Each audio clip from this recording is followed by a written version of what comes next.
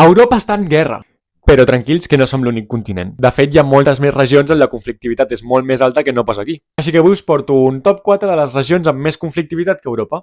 L'Orient Mitjà, i entenem per Orient Mitjà tota aquella regió des del Marroc fins a l'Iran i des de Turquia fins al Sudan, és escenari constant de conflictes armats per tensions polítiques, ètniques i sobretot religioses. Des d'Al-Qaeda fins a Estat Islàmic és una regió marcada pel terrorisme i per la repressió política per a algunes revolucions com per exemple la Primavera Àrab. Els conflictes estan majoritàriament alimentats per la rivalitat entre l'Aràbia Saudita i l'Iran, que es comporten com els Estats Units i la Unió Soviètica de l'Orient Mitjà, perquè ens entenguem.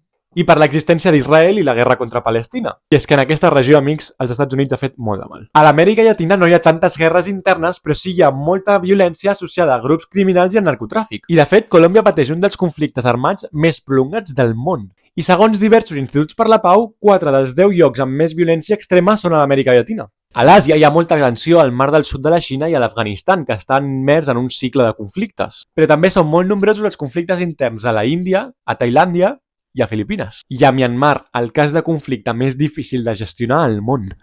I l'Àfrica? Bé, és el lloc amb més conflictes armats al món, amb recurrent cops d'estat militar i tensions polítiques i religioses derivades del repartiment colonial. Vaja, que els europeus hem anat deixant conflicte rere conflicte, especialment a l'Àfrica.